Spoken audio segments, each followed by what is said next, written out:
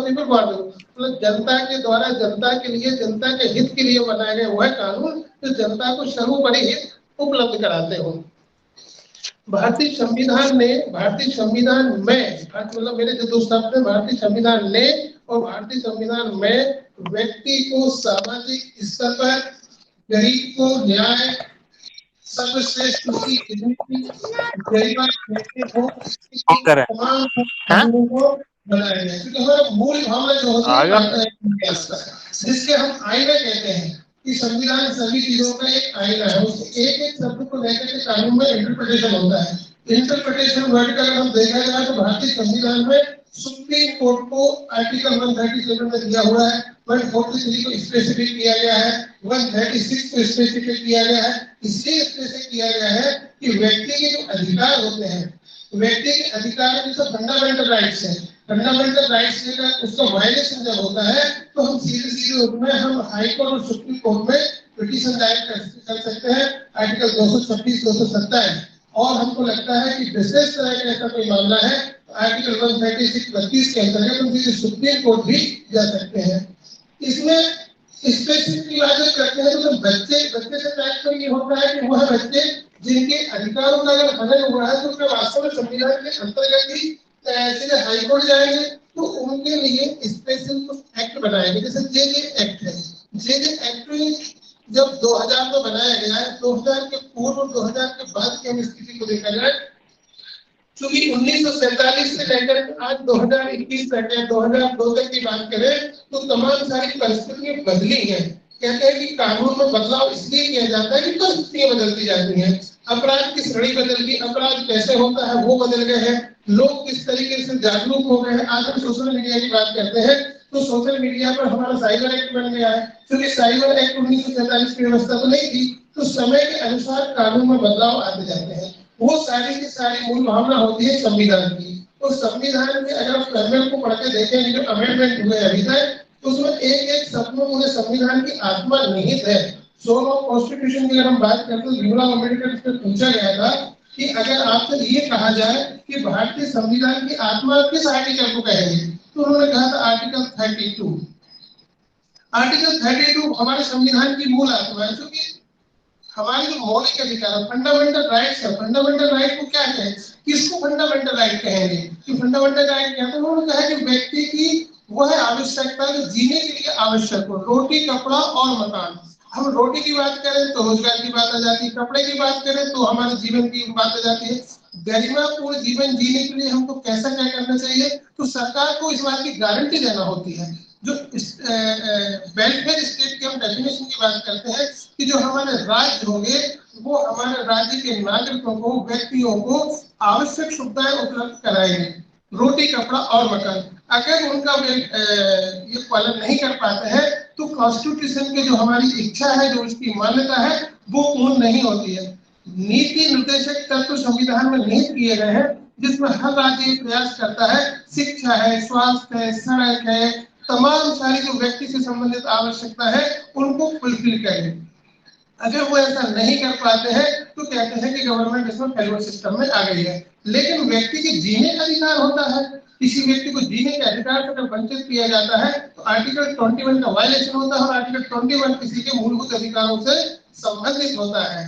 अगर मूलभूत अधिकारों का जैसे हनन होता है तो वह व्यक्ति सीधा हाई कोर्ट और उच्चतम न्यायालय जाकर के अपने अधिकारों के संबंध में सरकार से कह सकता है कि आप मेरे न्याय के लिए, मेरे सम्मान के लिए, मेरे गौरव के लिए इसकी मुझे आवश्यकता है, इसकी आप पूर्ति करिएगा। कहने का तात्पर्य ये हुआ कि जितने कानून है, चाहे जे एक्ट हो, सीआरपीसी हो, आईपीसी हो, होल कॉन्स्टिट्यूशन जो कानून है वो सारे के सारे कॉन्स्टिट्यूशन को ही रन करते हैं। कॉन्स्टिट्यूशन में ही उनकी आत्मा निहित होती है। बच्चों के लिए स्पेशल इसलिए बनाया गया है क्योंकि छोटे बच्चे होते हैं, 6 साल से लेकर के 14 साल तक के बच्चे होते हैं, 14 साल से लेकर 18 साल तक के बच्चे होते हैं, उनका मन इतना सशक्त नहीं होता है कि वो सामाजिक चीजों में कुछ निर्णय ले पाए। लेकिन अभी बहुत एक परिवर्तन आया है, क्योंकि जो छोटे बच्चे होते हैं और छोटे बच्चों के लिए अपराध काफी, मैं देख रहा हूँ कि बच्चों के प्रति काफी अपराध बढ़े हुए हैं, बच्चे अपराध में लिप्त हुए हैं, तो उनके लिए अलग अलग से एक्ट बना दिए हैं। जैसे आपकी क्या बोलते हैं, CWC हो गया, जेजेबी हो गए हैं इनके। अच्छा, एक चीज बहुत महत्वपूर्ण बताऊंगा आपको, जेजेबी को इसको जुवेनाइल जस्टिस कोड क्यों कहते हैं, इसको हमने कोड का नाम क्यों नहीं दिया। अभी किसी ने बताया हुआ था कि जेजे बोर्ड में कोई व्यक्ति एडवोकेट्स नहीं जाएगा, पुलिस नहीं जाएगा, उसके पीछे क्या आशय था, उसके पीछे ये आशय था कि कोई भी बच्चा अगर पुलिस को देखेगा, वकील को देखेगा, तो उसके मन में इस तरह से लगेगा कि अरे ये क्या है, ये वकील क्यों आया है, ये पुलिस क्यों आई है। तो इसलिए उसको सेपरेट बनाकर बोर्ड को वो निर्णय उनको ताकत दी है इस एक्ट के अंतर्गत कि सजा होगी तो सजा वो सजा नहीं होगी जो एक 18 साल से बड़े बच्चे को होती है। उनको सुधारालय भेजा जाता है, उनके संबंध में ये विचार किया जाता है, ये बच्चा छोटा है, इसको कहाँ किसी ऐसी देख रेख में भेजा जाए जिससे वो आगे भविष्य में उसमें सुधार हो सके और देश का एक अच्छा नागरिक बन सके। क्योंकि अपराध होना एक मानव प्रवृत्ति है, लेकिन उसको सुधारा जाए, सुधार होने की प्रवृत्ति हो, ये हमारे कॉन्स्टिट्यूशन में या सभी एक्टों में इसका प्रोविजन है। जी जी डॉक्टर साहब, बहुत बहुत धन्यवाद। आपने संविधान को रखते हुए जेजे एक्ट और बोर्ड के बारे में बात करी। जेजे बोर्ड में अगर हम किशोर न्याय अधिनियम 2015 की बात करें तो धारा 4 से लेकर के 26 तक जेजे बोर्ड की पूरी प्रक्रिया, उसका गठन, उसके कार्य, उसके उत्तरदायित्व, इन सारी बातों के बारे में विस्तार से चर्चा किया गया है। हमारे साथ चर्चा में श्यामल राव जी जुड़े हुए हैं, छिंदवाड़ा जेजे बोर्ड के सदस्य हैं। सर, हम आपसे जानना चाहेंगे कि वो कौन सी प्रक्रियाएं हैं, क्या प्रक्रियाएं हैं, उस पर अपनी बात रखें। उसके बाद पुनः हम अपने दर्शकों से एक दो प्रश्न लेंगे। श्यामल राव जी। धन्यवाद। जैसा कि ये बताया है कि मतलब किशोर न्याय बोर्ड का गठन किया गया है, इसमें मुख्य रूप से आप सभी लोगों को समझने की आवश्यकता है कि किशोर न्याय बोर्ड के जो सदस्यों की जो भूमिका जो होती है बहुत ही महत्वपूर्ण माना जाता है, क्योंकि उसमें एक प्रिंसिपल मजिस्ट्रेट होने के साथ साथ दो ऐसे सदस्य जो रहते हैं सोशल वर्कर, जिनका ओपिनियन माना जाता है। यदि अगर दो किसी रूप में सहमति हो जाती है तो उस चीज को प्रिंसिपल मजिस्ट्रेट को भी उस बात को मानना पड़ता है और उस बात को स्वीकार करते हुए किसी भी चीज का निर्णय लिया जाता है। ये एक महत्वपूर्ण है। इसलिए जो बोर्ड की बात अभी हो रही थी अभी, उसमें महत्वपूर्ण भूमिका जो रहती है वो सदस्यों की रहती है। इसको हमको सबको समझने की आवश्यकता है। और दूसरा ये है कि जो हमारा किशोर न्याय जो हमारा अधिनियम बना हुआ था, इसमें एक विधि का उल्लंघन करने वाले बच्चे का उपयोग नाम से उपयोग किया जाता था, लेकिन जो वर्तमान में जो अभी जो चेंजेस आया है, परिवर्तन किया गया है, उसमें विधि के विरुद्ध करने वाला बालक शब्द का इस्तेमाल किया गया है। वहां पे बच्चों का इस्तेमाल ना करते हुए वहां पे बालक शब्द का उल्लेख किया गया है। इस चीज को अभी एक नया जो आया है, ये इसको भी आप लोग को जेजे बोर्ड के मेंबर्स है जो भी यहाँ पे हमारे शामिल हैं उनको समझने की आवश्यकता है। और इसमें खास तौर से किशोर न्याय बोर्ड में जो हमारे जो भी ऑफेंसेस होते हैं, जो भी है किस प्रकार से सभी ये भी मालूम होना चाहिए कि वहाँ पे पेटी ऑफेंस होता है, सीरियस होता है, हीनियस ऑफेंसेस होते हैं। जो हीनियस में खास तौर से जो हमारे जो आपके सामने तो मिलते हैं, इसकी सजा जो हमारे आईपीसी में जो उल्लेख किया गया है उसमें 7 से अधिक साल की जो सजा की जाती है उसको हम लोग हीनियस ऑफेंस में माना जाता है। और उसी के साथ साथ में जो 7 साल से कम की जो सजा का जो प्रावधान दिया है वो सीरियस ऑफेंस में माना जाता है। और पेटी ऑफेंस में जो है कि छोटी मोटी जो घटनाएं होती है, लड़ाई झगड़े, चोरी, ये चीजों को समझने की बहुत आवश्यकता है। और खास तौर से हमारे जो हीनियस ऑफेंस जो होते हैं उसमें सभी लोगों को इस भावना है कि इसमें 16 साल से लेकर 18 साल तक का जो हमारा बालक रहता है उसमें खासतौर से जो भी के मामले आते हैं, उस मामले में ये या 302 के मामले आते हैं, उसमें ये चीज का ध्यान दिया जाता है कि 16 से 18 साल का जो बालक है, किसी ने अपराध से वो लिया है, अपराध किया हो, तो इसमें प्राथमिक अवधारणा का एक जो मामला रहता है। और प्राथमिक अवधारणा के लिए जो हमारा मेडिकल जो साइकोलॉजिस्ट रहता है उसकी प्राथमिक अवधारणा में निर्धारित करता है कि उस योग्य था या नहीं, अपराध करने लायक स्थिति में था या करने वाला उसने उसका ध्येय क्या था, इस चीज का उसका आकलन किया जाता है। और आकलन करने के बाद उस चीज के बारे में समय निर्णय लिया जाता है कि उसको किस प्रकार का उसको सेशन कोर्ट में उसको जेजेसी के पास भेजा जाए, ये डिक्लेरेशन किया जाता है। और इसका ट्रांसफर जो किशोर न्याय बोर्ड से वो हमारा सेशन कोर्ट में चले जाता है। ये भी इस चीज का भी हमको ध्यान देना चाहिए। और खास तौर से जेजेबी के मेंबर्स लोगों को ये भी बताना चाहूंगा कि इसमें एक विक्टिम कंपनसेशन का भी प्रावधान है। यदि अगर कोई बच्चे के साथ कभी नाबालिग बच्चे छोटे जो कमरे पर रहते हैं जिनके साथ 370 के मामले आते हैं, गंभीर मामले आते हैं, उसमें प्राथमिकता ये तय हो जाती है कि उसको तुरंत ही मतलब कि 2 या 3 दिन के अंदर उसको किसी न किसी हालत में उसको विक्टिम कंपनसेशन का लाभ मिलना चाहिए और बाकी जो लाभ है वो बाद में दिया जाता है। लेकिन इस चीज के बारे में सोचना चाहिए कि यदि गंभीर अपराध हुआ, बच्चे के साथ किसी के साथ क्षति हुई है, तो कंपनसेशन दिया जाने का भी हमें ऑर्डर करने की आवश्यकता पड़ती है। और साथ साथ में सबसे पहले ये है कि यदि अगर कोई हमारे पास बाल कल्याण अधिकारी आता है और किसी बच्चे को अपने समक्ष लेके आता है तो SBR रिपोर्ट बहुत मायने रखती है। SBR रिपोर्ट जो है सभी किशोर न्याय बोर्ड के सदस्यों को उसको चेक करना चाहिए कि वो SBR रिपोर्ट सही बनी है नहीं बनी है, और यदि कंप्लीट नहीं हुई तो उस बात में ज्यादा ध्यान देना चाहिए। और इस बात का भी ध्यान दें कि जो भी बाल कल्याण अधिकारी के अलावा हम लोग किशोर न्याय बोर्ड में बहुत से ऐसे जिले हैं जहाँ पे जो हवलदार और मुंशी जी जो लोग रहते हैं वो बच्चों को लेके आ जाते हैं। ये चीजें, ये प्रथा को हमें बंद करने की आवश्यकता है। और कोई भी जो बच्चे को प्रस्तुत करता है वो बाल कल्याण अधिकारी जो नियुक्त किया गया है, समस्त थानों में चौकी में किया गया है, वही बाल कल्याण अधिकारी लेकर, क्योंकि वो विवेचना जो करते हैं और विवेचना ही नहीं ले पाता है, तो जवाब नहीं दे पाता, तो हम बच्चों को किसी प्रकार का जो न्याय देना चाहते हैं वह नहीं दे पाते।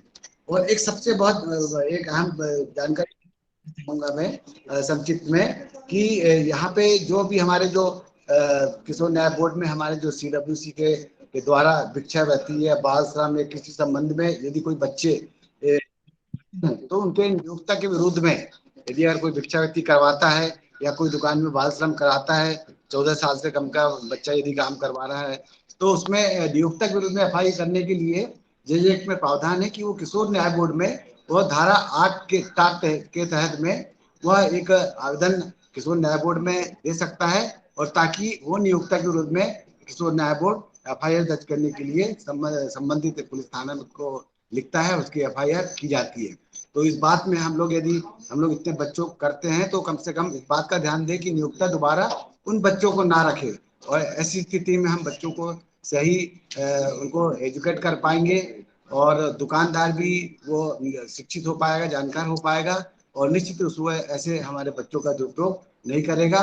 और ये चीज में हमें जो मुख्य जो चीज है ये सभी लोगों को समझने की आवश्यकता है। और जो आज का हमारा इस वेबिनार में एक महत्वपूर्ण भूमिका के बारे में आपने मुझे एक बताने का अवसर दिया है, और आदरणीय कृपाशंकर चौधरी जी को धन्यवाद देता हूँ। जय हिंद। धन्यवाद भाई साहब। जैसे की कुछ महत्वपूर्ण धाराएं मुझे लगता है कि पूरे कार्यकाल में जो सबसे महत्वपूर्ण धाराएं जिसके इस बाल कल्याण समितियां काम करती हैं वो 74 से लेकर 78 तक होती है। 74, 75, 76 बालकों की पहचान प्रकट करना, बालकों के विरुद्ध हिंसा, उनसे भीख मंगवाना, 77, 78 उनको सब्सटेंसेस जो होते हैं, लेकिन सब्सटेंसेस या कोई भी सब्सटेंसेस हैवी सब्सटेंसेस देने की बात होती है वो देना। तो मैं आदरणीय राकेश जी से जानना चाहूंगा भाई साहब कि ये धाराएं कितनी महत्वपूर्ण है, इन धाराओं में क्या प्रोविजंस हैं और ये धाराएं किस प्रकार बालकों के हितों की रक्षा करती है। राकेश जी।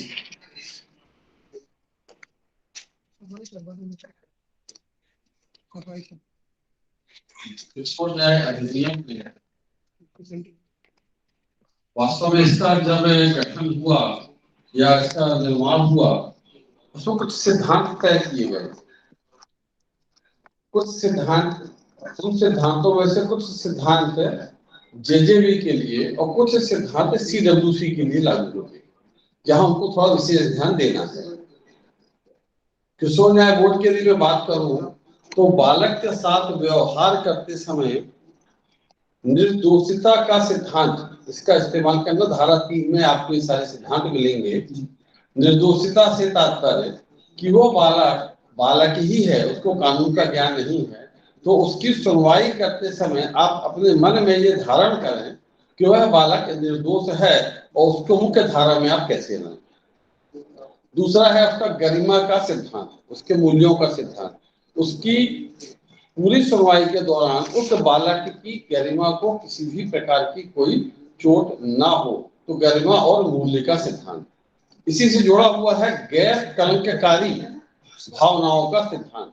जब हम उससे कोई चर्चा करें, डिस्कस करें, उससे पूछताछ हो, तो हमारे पूरे सिस्टम के कोई भी व्यक्ति के द्वारा उस बालक के खिलाफ किसी गैर कलंककारी यानी कोई ऐसे अपशब्दों का संबोधन उसके साथ नहीं होना चाहिए। और चौथा है नया आरंभ करने का सिद्धांत। इस एक्ट में जब किशोर न्याय बोर्ड की ओर से उस बच्चे को कहीं रोका जाता है या कोई दंडित किया जाता है, तो उस अवस्था में जब उसकी 18 वर्ष की आयु पूर्ण हो जाएगी, तो उसके किसी भी प्रकार के इस प्रकार के मामलों का उल्लेख 18 वर्ष होने के पश्चात कहीं भी किसी भी प्रकार से नहीं किया जाएगा। वो सारे दस्तावेज समाप्त होंगे और वह बालक 18 वर्ष की आयु के बाद नए सिरे से एक नया जीवन का उसका आरंभ होगा। विगत का इस्तेमाल आगे नहीं होगा। तो नए आरंभ का सिद्धांत। ऐसे विशेषकर बाल कल्याण समितियों को जो ध्यान देना है वह है भागीदारी का सिद्धांत। मान लीजिएगा अभी हमारे समाज में बच्चों से हम पूछते नहीं है, हम उनकी बहुत ध्यान नहीं देते। हम कहते बच्चा है, अबोध है, वो नहीं समझता, हम उसकी बहुत पार्टिसिपेशन नहीं लेते। एक उदाहरण देता हूँ, एक पति पत्नी है, दोनों जॉब में हैं, एक का ट्रांसफर हो गया। पति पत्नी ही आपस में तय करते हैं कि बच्चा किसके पास रहेगा, या तो माँ के पास रहेगा या पिता के पास रहेगा। मान लो पिता का ट्रांसफर हुआ, पिता के साथ बच्चा जा रहा है, तो बच्चे से पूछते नहीं है। आप बड़े हैं, वयस्क हैं, आप नए जगह पे सेट हो जाएंगे, आपका मानस बन जाएगा। लेकिन वह बालक जो माँ के साथ इस शहर में रह के दूसरे शहर पिता के पास जा रहा, वह उसका स्कूल बदलेगा, दोस्त बदलेंगे, पड़ोसी बदलेंगे, टीचर बदलेगा, माहौल बदलेगा। वह बच्चा बड़ी कठिन स्थिति में आता है। थोड़ा हमें न केवल CWC के बल्कि सभी लोगों को बच्चे के मानस का भी ध्यान रखना चाहिए, न कि अपनी व्यक्तिगत सुविधाओं का। तो यह एक्ट बोलता है बच्चे की भागीदारी का सिद्धांत। सर्वोत्तम हित का सिद्धांत, यह सबसे बहुमूल्य सिद्धांत इस पूरे एक्ट का है। इसमें एक धारा और जुड़ी है, धारा 100। उस बच्चे को बहुत जरूरी नहीं है, मैंने पूर्व में बताया कि बाल कल्याण समिति में समाज के सदस्यों को क्यों लिया गया। उस बच्चे का मूल सिद्धांत जो रखा गया है उसका सर्वोत्तम हित। कई बार ऐसा होता है कि किशोर न्याय अधिनियम के अंतर्गत छोटा सा अपराध है, कोई छोटी मोटी घटना है, बच्चे को छोड़ दिया जाए। एक्ट बोलता है कि उसको हमें अपने पास नहीं रखना है। लेकिन हो सकता है मान लो उस बच्चे ने कोई छोटी छेड़छाड़ किसी बच्ची के साथ की हो और उस लड़की का परिवार बहुत सबल हो, बच्चे का परिवार बहुत कमजोर हो, और उसको छोड़े जाने से हो सकता है कि उसका भारी नुकसान कर दिया जाए समाज के उस लड़की के पक्ष के द्वारा। तो उस दशा में जमानत देने का अधिकार होते हुए भी बच्चे को जब तक मामला शांत न हो रोका जा सकता है। यह है उसके सर्वोत्तम हित। सर्वोत्तम हित में जो भी आप उचित कर सकते हैं आपको करना चाहिए। दूसरा इसमें धारा 100 है। इस एक्ट के अंतर्गत करने वाला कोई भी व्यक्ति यदि सिद्धांत सर्वोत्तम रखता है, उस बच्चे की चिंता करता है, तो कोई जरूरी नहीं कि उसके खिलाफ कोई काम हो। यदि आपका बच्चे को सर्वोत्तम हित के सिद्धांत के अंतर्गत आपने कार्रवाई की प्रथम दृष्टि में, तो आपके खिलाफ पूरे देश में कहीं भी आपके खिलाफ किसी प्रकार का वाद या प्रतिवाद दर्ज नहीं किया जा सकता। पारिवारिक उत्तरदायित्व का सिद्धांत, कई बार ऐसा होता है माता पिता की संपत्ति उनके नाम पे थी, उस बच्चे की खेती की जमीन पे पूरा परिवार संयुक्त परिवार खेती कर रहा है, फसल काट रहा है, लेकिन बच्चे को रखने को तैयार नहीं होता है। तो पारिवारिक उत्तरदायित्व का सिद्धांत है। कुटुंब का भी यह मामला कि उन्हें अपने बच्चे की चिंता करना है।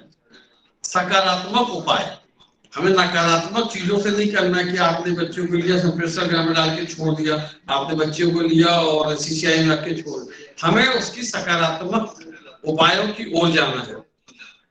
समानता का सिद्धांत, अर्थात लिंग, जाति, वंश, जन्म स्थान, किसी भी आधार पर हम उसका कोई भेदभाव नहीं कर सकते। गोपनीयता का सिद्धांत, गोपनीयता के सिद्धांत हर बच्चे को अपनी प्राइवेसी का अधिकार है। इसी के अंतर्गत जो जोड़ा है धारा 74 जुड़ी हुई है। यदि कोई व्यक्ति किसी ऐसे बालक जो CNCP या CCI बच्चा है और उसकी यदि कोई पहचान का प्रकटन करता है तो वो दंडात्मक कार्रवाई है और उसके खिलाफ दंडात्मक होगी, क्योंकि उस बच्चे को भी अपनी गोपनीयता बनाए रखने का अधिकार है। CWC के लिए बहुत महत्व का सिद्धांत है, ध्यान देने योग्य, संस्थानीकरण। हम अधिकांशतः बच्चे को संस्थानों में डाल देते हैं, लेकिन संस्थान में यदि कोई बच्चा 6 साल 8 साल 9 साल का है, 18 साल में बाहर निकलता है, उसने न माँ देखी न पिता देखे, चाचा चाची व्यवहार जो भी है वो नहीं जानता, तो समाज जीवन में कैसे आएगा। संस्थानीकरण अस्थायी होना चाहिए और हमें स्थायी रूप से उसको कोई परिवार देना चाहिए। तो संस्थागत जो उपाय है वो अंतिम उपाय के रूप में माना गया है। और एक और विशेष है जिसमें ध्यान दिया जाना चाहिए, वो है त्याग नया किए जाने का सिद्धांत। उस बच्चे के जो राइट्स उसके पास हैं, यदि वो माँ बाप उसके नहीं भी है तो उसका जो अधिकार है, उसके जो राइट्स हैं वो उसके साथ ही जाने वाले। धारा 74 जो भी मैंने आपको बताई, ये बहुत महत्व की धारा है। किसी भी बच्चे का हमें किसी भी प्रकार से किसी भी प्रकार के मीडिया में हमको उसका किसी भी प्रकार का उल्लेख नहीं करना चाहिए। धारा 75, इसमें एक और सिद्धांत है सुरक्षा का सिद्धांत, यानी उसकी देखभाल जो हो वो सुरक्षित स्थानों पर हो, उसके जीवन में सुरक्षा मिले। इसी से जुड़ी धारा है 75। यदि कोई व्यक्ति जिसके कस्टडी में बच्चा है, यदि वह बच्चे के साथ शारीरिक मानसिक या उसके साथ किसी भी प्रकार का कोई भावनात्मक या उपेक्षा वाला मुद्दा करता है, तो वह व्यक्ति जिसकी कस्टडी उसको 3 वर्ष का कारावास और 1 लाख रुपए का जुर्माना है। और यदि यही करते किसी ऐसे व्यक्ति द्वारा होता है जो किसी के द्वारा नियुक्त किया गया है, किसी संगठन द्वारा नियुक्त किया गया है, तो उस दशा में जो कारावास है वह 5 वर्ष का सश्रम कारावास और 5 लाख रुपए के जुर्माने से कार्य। इसी में सुरक्षा के लिए है धारा 76 भीख मांगो। यदि कोई व्यक्ति किसी बच्चे को भीख मंगवाता है और पाया जाता पकड़ा जाता है तो 5 वर्ष की सजा और 1 लाख रुपए का उसे जुर्माना हो सकता है। तो हमें इन सब चीजों का ध्यान रखना है। एक और बात मैं बोलना चाहूंगा, प्रत्येक CWC को 3 लिंक का ध्यान देना चाहिए, जिससे हम करेगा कि आपको हम इसके लिंक भेजें। आप तैयारी कर चुके हैं इसकी। जब आप कोई केस करते हो तो आप एक फॉर्मेट, एक्ट में 3 चीजें हैं जिसका ध्यान दें, धारा, नियम, फॉर्मेट, प्रपत्र। आप जब कोई आदेश जारी करते हो तो किसी न किसी प्रपत्र में जारी करते हो, चाहे CWC हो चाहे JJB हो। वो प्रपत्र लिंक हैं नियमों से, हर प्रपत्र में नियमों का उल्लेख है। तो आपको उस प्रपत्र से लिंक पर जाना सीखना होगा। और जब आप नियम पे जाओगे तो हर नियम किसी न किसी धारा से रिलेटेड है। तो प्रपत्र से लिंक नियम और नियम से लिंक धारा। जो CWC सिस्टम को समझ जाएगी उसका आधा काम, आधी समस्याएं उनकी हल हो जाएंगी। जी धन्यवाद राकेश जी। आगे चर्चा को बढ़ाएंगे। तो आगे इस चर्चा में हम जैसे हम बाल कल्याण समिति के सदस्य होते हैं, कानूनी बैकग्राउंड से नहीं होते हैं, सामाजिक सदस्य होते हैं। ऑर्डर लिखने में कभी गलतियां हो जाती हैं। तो मान लीजिए उदाहरण के लिए मैंने कोई गलत ऑर्डर कर दिया है तो उसकी क्या प्रक्रिया होती है, इसी तरह हम जाना चाहेंगे डॉक्टर दीक्षित से कि जब कई बाल कल्याण समिति को अपने आदेशों को संशोधित करनी पड़ती है या अपने आदेशों को सुधारना होता है तो क्या प्रक्रिया होती है, एक्ट की कौन सी धारा होती है, उसको संक्षेप में हम जानना चाहेंगे डॉक्टर दीक्षित। डॉक्टर चौबे जी, आपने एक बहुत महत्वपूर्ण प्रश्न पूछा है। ये सिर्फ बाल कल्याण समिति के लिए महत्वपूर्ण नहीं है, जेजेबी के लिए भी महत्वपूर्ण है, और जो लोग बच्चों के सामाजिक क्षेत्र में कार्य करते हैं उनके लिए भी महत्वपूर्ण है। क्योंकि किसी भी संस्था के द्वारा, जो संवैधानिक संस्था है, अगर ऑर्डर पास किया जाता है, उस ऑर्डर में अगर कोई कमी हो जाती है तो ऑर्डर ग्रहीता की भी जिम्मेदारी है उस ऑर्डर को वो पूर्ण पढ़े, समझे, अगर उसको कमी लगती है तो उसका प्रॉपर रिप्रेजेंटेशन दे। अब बात आती है कि बाल कल्याण समिति या जे बोर्ड ने कोई आदेश पारित किया है और वो आदेश के संबंध में कोई एक आवेदन आता है और उसमें ये कहा जाता है कि ये आदेश जो है ये अपूर्ण है, पूर्ण है, ऐसा कुछ उसमें संभावना व्यक्त की जाती है। तो जेजे एक्ट की धारा 104 कहती है, जिसमें उसका उपधारा ये कहती है कि अगर बाल कल्याण समिति या जेजे बोर्ड के द्वारा कोई आदेश पारित किया गया है और उस आदेश में अगर कोई त्रुटि है या कोई कमी है तो उसकी मूल भावना को बदले बिना, उससे बिल्कुल स्पष्ट है कि जिस आदेश को आपने पारित किया है उसकी जो कंटेंट है, मूल भावना, उसमें बदलाव न किया जाए, जिससे उसका अगर रिवीजन हो ऊपर के कोर्ट में, जैसे कि कोई अगर जाता है ऊपर के कोर्ट में, जैसे उदाहरण के लिए हाई कोर्ट जाता है रिवीजन के लिए या अपील में जाता है, अपील का जो ग्राउंड आधार 101 में दिया हुआ है, तो उसमें कोई परिवर्तन ना हो तो वो उसको उस आवेदन को स्वीकार करके उसकी प्रक्रिया की जा सकती है। तो 104(1) में ये बताया गया है। फिर 104(2) में ये भी बताया गया है कि भाई अगर कोई ऐसा कार्य हो जाए कि जिसमें आपको लगता है, सीडब्ल्यूसी को लगता है या जेजेबी को लगता है, तो उनके द्वारा पास किए गए ऑर्डर में कोई लिखती त्रुटि हो गई है और वो त्रुटि ऐसी है कि जिसकी जगह नाम लिखा गया है, मान लीजिए किसी का नाम है किशन कुमार और नाम लिख दिया गया है मोहन कुमार, और ये त्रुटि सदर संज्ञान में भी आ सकती है, सीडब्ल्यूसी के, जेजेबी के, या किसी के द्वारा आवेदन देकर भी लाई जा सकती है। तो ये इस तरह की जो क्लर्क के द्वारा या टाइपिंग के द्वारा अगर कोई त्रुटि हुई है वो करेक्ट की जा सकती है।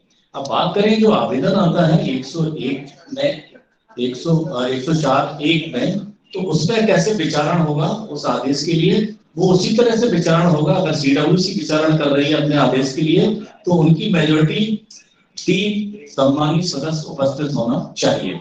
जैसे कि सामान्यतः जो भी अपन आदेश पारित करते हैं सीडब्ल्यूसी, तो 3 सदस्य उसमें होना चाहिए, और अगर जेजेबी अगर आदेश को सुन रहा है तो उसमें भी 2 सदस्य होना चाहिए, और उस सुनवाई के द्वारा उस आदेश में सुधार किया जा सकता है। लेकिन महत्वपूर्ण बात यहाँ है कि जो आदेश सीडब्ल्यूसी या जेजेबी ने पास किया है उसकी मूल भावना में परिवर्तन करने का अधिकार नहीं दिया गया है। ये धारा 104 है। मूल भावना में परिवर्तन किए बिना अपने आदेशों को संशोधित करने की शक्ति धारा 104 के द्वारा सीडब्ल्यूसी को प्रदान की गई है। कुछ सदस्य हमारे सब प्रश्न पूछना चाहते हैं जो आज लाइव जुड़े हुए हैं। डॉक्टर अजय खेमलिया जी जुड़े हुए हैं, अपना प्रश्न पूछना चाहते हैं। अजय जी।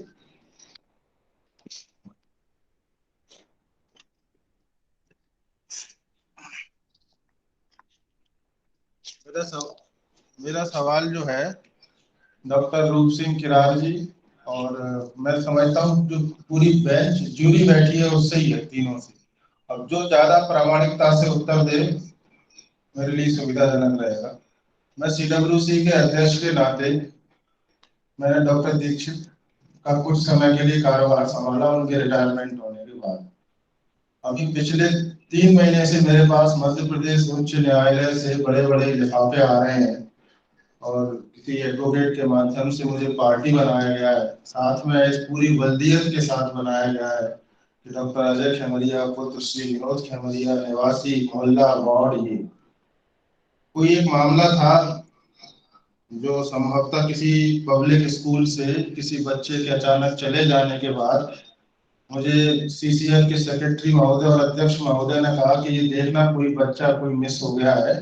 तो मैंने उसी मानवता के नाते उसको देखा फोन पर जो बात हो सकती थी उसकी मदद की उस महिला की। बच्चा रेस्क्यू कर लिया गया, घर पर आ गया। मैंने टेलीफोन से वहां के चाइल्ड लाइन कोऑर्डिनेटर को कहा कि घर जाकर के आप इसकी काउंसलिंग कर लें, क्योंकि घटना स्थल नागौर राजस्थान का था, वो स्कूल सिंघानिया पब्लिक स्कूल, और उस महिला ने मुझे या बाल कल्याण समिति ग्वालियर को कोई लिखित में आवेदन भी नहीं दिया। ये सब बेस्ट इंटरेस्ट ऑफ चाइल्ड की जिस भावना की आप बात कर रहे हैं, इसमें ये कार्रवाई चल रही थी। इसके बाद ही मैंने पत्र लिखा उस स्कूल को, और स्कूल में पत्र डिलीवर नहीं हुआ। रिपोर्ट बनवाई उसकी काउंसलिंग की। अब उस महिला यानी उस बच्ची की मां ने एमपी हाईकोर्ट में एक रेड पिटीशन फाइल की है, और उस पिटीशन में 2 नंबर पर मुझे पार्टी बनाया। अब मैं किस हैसियत से और किस माध्यम से उच्च न्यायालय की ग्वालियर खंडपीठ में खड़ा हूं? मेरे पास कोई दस्तावेजीकरण नहीं है इस बात, केवल ये फिर मैंने निकलवाए। अब जब मैं, चूंकि कार्यकाल मेरा खत्म हो गया और ग्वालियर का कार्यभार तो हम केवल टेलीफोनिक संभाल रहे थे, समस्त दस्तावेजों का जो भंडारण था वो ग्वालियर ऑफिस करता था। फिर भी चूंकि हमारे यहाँ से हमने 1-2 चिट्ठी लिखी तो वो सब निकलवा के मैंने अपने पास रखनी है। मैं 2 बार शिवपुरी के डीजे से मिलने का समय ले चुका कि मुझे इसमें किस हैसियत से लिया गया है। अब लिया भी गया तो मैं कहाँ किसके पास, एडवोकेट जनरल के पास जाऊं, या एडवोकेट जनरल CWC चूंकि सरकार अपॉइंट करती है, बजट का नोटिफिकेशन है, वो गवर्नमेंट एस्टेब्लिशमेंट का एक दौर में हिस्सा रहता है। तो मुझे बड़ी मनस्थिति है। चलिए, मैं तो डर नहीं रहा कि मुझे 2-2 बार नोटिस आ गए, लेकिन और कोई सामान्य व्यक्ति होगा तो स्वाभाविक रूप से किसी वकील के पास जाएगा, और वकील ग्वालियर में जो मैं जानता हूँ 25,000 रुपए से कम कोई फीस वहां लेता नहीं। तो ऐसी स्थिति में श्रीमान मेरे सामने क्या विकल्प है, मुझे क्या करना चाहिए? मैं मतलब मेरे जैसे और भी मामले ऐसे आएंगे जहां पर हमारे उन पश्चावर्ती निर्णयों को पूर्ववर्ती निर्णयों के आधार पर वर्तमान जैसी नोटिस लीगल कार्रवाई हम लोगों के विरुद्ध होगी। जो आपने अपना प्रश्न रेज किया है, इसमें 4-5 बिंदु आपने रेज किए हैं। नंबर 1, आपने ये कहा है कि CWC का मुझे कुछ प्रभार दिया गया था। कानूनी प्रक्रिया पर बात कर रहे हैं यहाँ पर। कानूनी प्रक्रिया ये कहती है कि अगर कोई व्यक्ति किसी भी अधिकार क्षेत्र में काम करता है जिसको शासन प्रशासन के द्वारा दिया जाता है, अगर आपको 3 महीने का जो प्रभार दिया था तो क्या उस व्यवस्था में आपको कोई लेटर जारी किया गया था? नंबर 1, उस ड्यूरेशन में आपने जो 3 महीने काम किया, उस प्रभार में जो काम किया है, जो भी काम आपके पास आया है, उस काम को आपने जिस कैपेसिटी से किया है वो एक आपकी CWC की जो जुडिशियल स्थिति होती है उसके ड्यूरेशन में किया हुआ है। अगर कोई काम आपका गलत हुआ है, सही हुआ है, क्योंकि उस कैपेसिटी को देखते हुए आपको अपना पक्ष, आपका जो विभाग होता है, जैसे अभी जो नाटकड़ी साहब बोल के गए हुए हैं, जो आपका विभाग होता है वो आप उसके लेटर लिखेंगे और वो आपको बताएगा कि आपके द्वारा जो निर्णय लिया गया था वो इंडिविजुअल निर्णय नहीं था, वो निर्णय कहीं ना कहीं एक व्यवस्था का निर्णय था। अब कोई न कोई व्यक्ति एज ए अथॉरिटी तो निर्णय लेगा ही। वहां पर डॉक्टर अजय जमरिया थे। अब आपको आता है कोर्ट से नोटिस। नोटिस इस बात का आता है क्योंकि उस ड्यूरेशन में आप रहे थे। एक बार आप जो हाई कोर्ट की पिटीशन है उसको आप स्टडी कर लीजिएगा कि एलिगेशन क्या है। एलिगेशन में क्या आपको व्यक्तिगत इंडिविजुअल एलिगेशन है या संस्थागत तरीके से आपको एलिगेशन लगाया हुआ है। रही बात अन्य व्यक्तियों के साथ किस तरह की घटना घटेगी, तो निश्चित तौर पे जैसे ये CCF का जो मंच है, अभी जो बात चल रही थी कि अगर बाद में इस तरह की घटनाएं घटती JJB के साथ में या CWC के मेंबर के या अध्यक्ष जिसके भी साथ में, तो उसके लिए हमें आफ्टर क्या रेमेडी होने चाहिए। क्या हम इस तरीके से 3 साल काम करेंगे और बाद में हम इस तरह परेशान होते रहेंगे? तो यहाँ व्यक्तिगत ना हो करके पिटीशन को देखिए, आप वहाँ जो एडवोकेट जनरल है और विभाग से जो संबंधित व्यक्ति जो भी होता है, शासन प्रशासन का अधिवक्ता होता है, उससे आप मिलिए और अपना पक्ष रखिए और हॉनेस्टली रखिएगा। उसमें मुझे नहीं लगता कि कहीं आपको कोई लॉस होने वाला है। अगर आप उचित समझे तो उस पिटीशन को मुझे आप एक बार व्हाट्सएप कर दीजिएगा, मैं जितनी मदद बन सकती है लीगली आपकी कर सकता हूँ। जी सर, मैं इसी से मेरा भी प्रश्न है जी, बहुत प्रासंगिक प्रश्न है, प्रासंगिक बात है। अगर 27/9 में CWC पीठ को एक संवैधानिक दर्जा, एक प्रथम श्रेणी न्यायिक मजिस्ट्रेट की शक्तियां प्राप्त हैं, तो क्या उसको कोई प्रोटेक्शन मिलता है या नहीं मिलता, या सिर्फ कहने के लिए है? अगर इसमें कोई प्रोटेक्शन मिलता है तो अगर मान लीजिए अगर हम दूसरी पोजीशन में इसकी बात करें कि क्या किसी एक जज साहब के द्वारा कोई गलत फैसला हो जाएगा तो माननीय उच्च न्यायालय या हमसे ऊपर क्या उनको नोटिस दे सकता है? तो अगर उसको नोटिस नहीं दिया जा सकता तो इस पीठ को नोटिस दिया जा सकता है क्या? इस बारे में भी थोड़ा हम आपसे जानना चाहेंगे। समिति पीठ के रूप में कार्य करेगी और उसे दंड प्रक्रिया संहिता द्वारा महानगर मजिस्ट्रेट अथवा जैसी भी स्थिति हो प्रथम न्याय मजिस्ट्रेट और प्रदत्त शक्तियां प्राप्त होंगी। इसको आप डीपली से पटेट करिए। जहाँ जुडिशियल बेड आया है, महानगर मजिस्ट्रेट आया है, जुडिशियल मजिस्ट्रेट आया है, तो जब पीठ काम करती है, जब पीठ काम करती है तो उसको जुडिशियल मजिस्ट्रेट के पावर होते हैं। इससे बाहर जाकर जब वो पीठ नहीं होती तो वो एक व्यक्ति हो जाता है। उसके द्वारा अगर कोई निर्णय लिए जा सकते हैं जो संस्था से बाहर होते हैं तो उस पे कार्रवाई की जा सकती है, एक्शन लिया जा सकता है। लेकिन पीठ ने अगर कोई निर्णय कर दिया है तो उसको दूषित नहीं माना जाएगा। अगर वो दूषित होगा तो उसमें हमारी सीआरपीसी में, सीपीसी में अपील प्रोविजंस होते हैं। अब अपील अथॉरिटी को जाकर कहिएगा कि इस पीठ के द्वारा ये निर्णय किया गया, लेकिन एक व्यक्ति के द्वारा निर्णय करना और पीठ के द्वारा निर्णय करना, पीठ को बहुत असीमित शक्तियां प्राप्त होती है। पीठ का निर्णय बहुत बड़ा निर्णय होता है और जो भी उसकी अपील अथॉरिटी होती है वो उसको कम ज्यादा कर सकती है, निरस्त कर सकती है, कुछ भी करेगी। लेकिन नोटिस आना, कॉल करना एक पार्ट होता है, लेकिन आपको नोटिस देना नहीं, नोटिस नहीं दिया जा सकता है। क्योंकि किसी जुडिशियल मजिस्ट्रेट को नोटिस अगर कोई व्यक्ति देगा तो आपकी अपील अथॉरिटी दे सकती है, हाई कोर्ट दे सकती है। ये एक बड़ा क्या बोलते हैं साइलेंट एक्लिप्स वर्ड आता है कॉन्स्टिट्यूशन में कि जुडिशियल छाया होती है, छत्र होता है, वो उसका इंटरप्रेट करने के ऊपर डिपेंड करता है। तो पीठ को नोटिस नहीं दिया जा सकता है किसी अन्य के द्वारा, अगर देगी तो आपकी अथॉरिटी ही देगी, कॉल करेगी। जी जी, ये मेरा प्रश्न था कि अगर पीठ ने कोई निर्णय लिया है तो उसकी भी वही मान्यता हो जो एक जनरल जुडिशियल सिस्टम की मान्यता हो। इसमें एक बात बहुत जोड़ना चाहूंगा बाल कल्याण समितियों के साथ में कि जैसा माननीय अजय जी खिमरिया जी ने प्रश्न किया, बहुत सी बात ऐसी कई बार ऐसा होता है हम मौलिक रूप से चर्चा करते हैं, संपर्क करते हैं। प्रत्येक बाल कल्याण समिति या उसके सदस्यों के द्वारा की गई फोन से की गई कार्यवाही को हम कई बार अधिकांशतः दर्ज ही नहीं करते और बाद में हमें परेशानियां फंसती हैं। मेरा ये निवेदन है कि कोई भी फोन से की गई चर्चाएं, कार्यवाहियों को आप अपनी मिनट बुक में दर्ज करें। मान लो आप घर से कोई बात कर रहे हैं तो उसको नोट कर लें। नोट करने में क्या आपको ध्यान देना है, किस फोन नंबर से किस व्यक्ति ने किस फोन नंबर पर किससे बात की, क्या बात की, उसको आप नोटिफाई करें। हो सकता है सामने वाला उसको दर्ज नहीं करेगा, लेकिन आप करिए। बाद में होता यह है कि जब बच्चे हमारे संस्था में होते हैं, हमारे साथ जब चर्चा होती है तो ये पूछा जाता है कि इस बच्चे के रिहेबिलिटेशन के लिए, पुनर्वास के लिए आपने क्या क्या किया। हमने किया है, सब कुछ किया, जाके तो नहीं करेंगे ना, कौन से करेंगे। लेकिन यदि हमने दर्ज नहीं किया तो आप कैसे बताओगे कि हमने क्या किया। और इस पर फिर बाद में हमें, फिर हम खुद भी भूलते हैं। फिर हमारा सिस्टम, वो एक व्यक्ति ने बात की, बाकी 4 सदस्यों को नहीं पता, चाइल्ड लाइन को नहीं पता, डिपार्टमेंट को नहीं पता। इसलिए इसको जब आपकी बैठक हो उस बैठक में इसको निश्चित रूप से करना चाहिए। मान लीजिए एक बच्चा आया, अदर जिले का है, अन्य जिले का है, अन्य राज्य का है, आपके सामने मामला आया, आपने उसका नाम और नंबर निकाला, उस सदस्य से बातचीत की, डिटेल्स दी, उस सबको नोटिफाई करना चाहिए। मेरा ऐसा निवेदन। सर एक लाइन, बहुत अच्छी बात बोली सर। आप देखिए कोई भी लीगल प्रक्रिया जब होती है ना, तो लीगल प्रक्रिया में जिस भाषा में कहा है कि मौखिक तौर पे कई बार हम व्यवहारिक तौर पे बात करते हैं, चलिए ऐसा कर लीजिएगा, ठीक है आपने, क्योंकि आपके पावर में था। लेकिन जैसे आप अपने ऑफिस का जो रिकॉर्ड होता है, मिनट्स रिकॉर्ड रजिस्टर होता है ना, उसमें हर चीज को मेंशन करेंगे तो आप कहीं भी जाएं, रिकॉर्ड किसी भी के पास रहे, आप 3 साल के बाद में कोई व्यक्ति अगर आपको पार्टी बनाता है, पार्टी तो बना सकता है, कोई बहुत बड़ा विषय नहीं है। लेकिन क्योंकि आपके अगेंस्ट कोई चीज सिद्ध नहीं हो पाएगी, क्योंकि आपका इंटेंशन काम करने का था, कोई गलत तरीके से आपने काम नहीं किया है। तो खैरिया सर, मैं आपसे यही कहूंगा कि निश्चित तौर पर पिटीशन में आप अपीयर होइए और जवाब दीजिए। तो एक्सपायरी आर्डर होगा, बाद में बहुत लंबा हो जाएगा, वो एक क्रिमिनल लायबिलिटी में कन्वर्ट हो जाएगा। क्योंकि आपको नोटिस आ रहा है, माननीय न्यायालय के सम्मान में आप अपनी बात को रखिएगा, और जो आप बोल रहे हैं ना, वो सारी की सारी चीजें ऑन रिकॉर्ड है। जी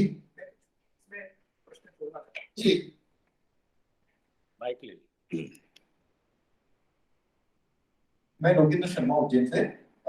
खेमरिया जी का जो प्रश्न था उसी प्रश्न में मैं अपना विषय थोड़ा सा जोड़ना चाहूंगा कि शायद वो ये पूछना चाह रहे थे कि मैं इसमें व्यक्तिगत रूप से एडवोकेसी लूं किसी की, या शासन मुझे कोई एडवोकेट प्रोवाइड करा देगा। तो मुझे जहां तक इस बारे में नॉलेज है, जब आप किसी कॉन्स्टिट्यूटरी बॉडी में होते हैं या जब आप शासन की ओर से किसी मामले में कोई निर्णय करते हैं या पैरवी करते हैं, तो ये शासकीय अधिवक्ता आपको उपलब्ध होते हैं। तो मैं जानना चाहता हूँ माननीय पैनल से कि यहाँ पर उन्हें स्वयं को वकील करना होगा या शासकीय वकील उनको प्राप्त हो जाएगा? जी लोकेश जी, देखिए अभी तो चूंकि उनको एक पत्र, अभी मैंने कहा था ना, एक पत्र आप उस विभाग को लिखिए जिसके अंतर्गत आप काम करते थे कि इस तरह की पिटीशन कॉपी लगा करके कि मेरे पास इस तरह का पत्र पिटीशन आई है, नोटिस आया हुआ है। तो इससे आपका ये सिद्ध हो जाएगा कि आप व्यक्तिगत जवाब नहीं दे रहे और व्यक्तिगत तरीके से आपने काम भी नहीं किया था।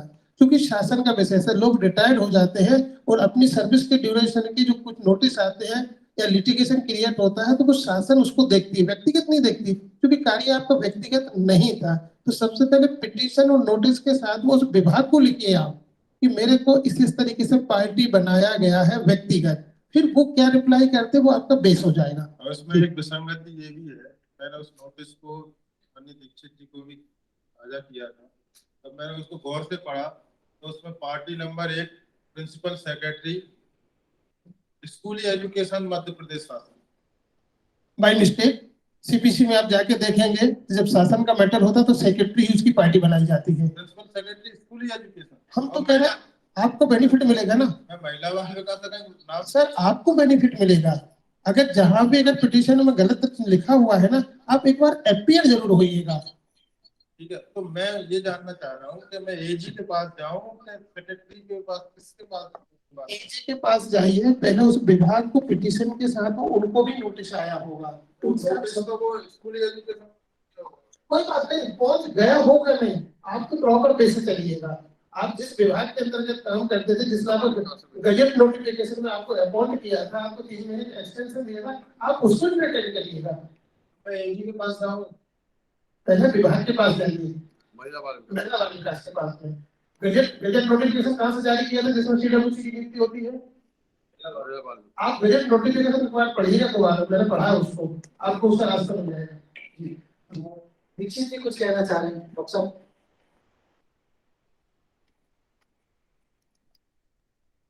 जी डॉक्टर चौबे साहब, थैंक यू। ये प्रकरण चूंकि आदरणीय खेमरिया जी ने मुझसे शेयर किया था फोन पर, तो मैंने उसमें जानकारी गैदर की। इसमें हम इसको अगर पार्ट में बांट लेंगे तो हमें समझने में और इसके सॉल्यूशन निकालने में ज़्यादा आसानी होगी, और हो सकता है कि हम सभी लोग उससे कन्विंस भी हो जाएं। और जो हमारे इस प्रोग्राम को अटेंड कर रहे हैं, चाहे हमारे यहाँ पर फिजिकली और जो वेबिनार में जुड़े हैं, उनके मन में भी प्रश्न हो सकते हैं और उनका भी कुछ उनको समाधान मिल जाता है। ये हमेशा हमें अपने माइंड में रखना चाहिए कि हमारी जो नियुक्ति प्रदेश सरकार के गजट नोटिफिकेशन के द्वारा हुई है, एक पर्टिकुलर पीरियड के लिए हुई है। उस पर्टिकुलर पीरियड में आपने जो भी कार्य किया है, जो भी आपने जिम्मेदारी निभाई है, उस जिम्मेदारी की ऑनर्स आपके ऊपर जीवन पर्यंत रहेगा, विधि सम्मत है। तो हमें, जैसा कि आदरणीय राकेश जी ने भी कहा है, कि जब भी हम कार्रवाई करें हम रिकॉर्ड करें, जिससे वो रिकॉर्ड वक्त पर हमारे साथ खड़ा हो और हम साबित कर सकें कि हमने उस समय जो भी निर्णय लिया था वो बाल हित में, बच्चे के सर्वोत्तम हित में, अनबायस्ड हमारा निर्णय था। उसको चैलेंज किया जा सकता है तो विधि की प्रक्रिया के अनुसार ही चैलेंज किया जा सकता है, और उस चैलेंज में किसी भी व्यक्ति की व्यक्तिगत लायबिलिटी नहीं है। Thank you. पहला पार्ट ये अभी पूरा एक दो लाइन अगर आप परमिट करें। जी बहुत बहुत धन्यवाद डॉक्टर साहब। चूंकि हमारा समय पूरा हो गया है, आज के हमारे चारों पैनलिस्ट रूप सिंह जी, राकेश अग्रवाल जी, डॉक्टर के दीक्षित और श्यामल राव जी का मैं धन्यवाद आपके ज्ञापित करता हूं। आप लोगों ने बहुत कम समय में जेजे एक्ट की प्रासंगिकता, जेजे एक्ट के कुछ बारीकियों पे बात किया। इसको हम आगे के सप्ताह में भी कंटिन्यू करेंगे। आप सभी से आग्रह है कि आगे भी जुड़ते रहिए। अगले सप्ताह हम फिर मिलेंगे, के लिए बहुत बहुत धन्यवाद।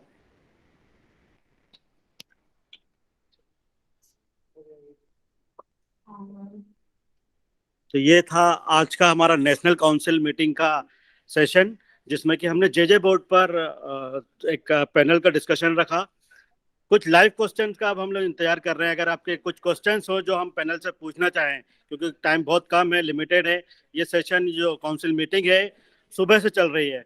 सुबह 9 बजे से हम लोग लगातार चल रहे हैं। कई सारे स्टेट्स के चैप्टर डिस्कस हुए आज यहाँ पर, और उसके साथ साथ आपको भी वर्चुअली 4 बजे से, क्योंकि हम लोग कभी भी वेबिनार मिस नहीं करते हैं। हमारी परंपरा रही है कि वेबिनार कभी मिस नहीं होगा, शायद चाहे वो कर्फ्यू लगा हो या कोई सी भी एडवर्स कंडीशन हो, ऐसी भी परिस्थितियाँ ठीक नहीं रही हैं पिछले, आपको पता है।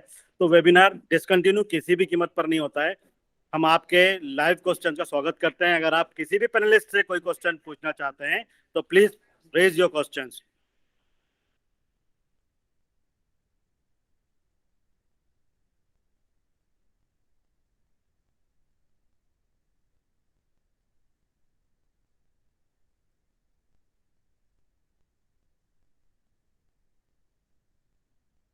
शायद कोई क्वेश्चन नहीं है, इसलिए आज हम आपसे अनुमति चाहते हैं कि आज का सेशन हम लोग यहीं पर एंड करते हैं।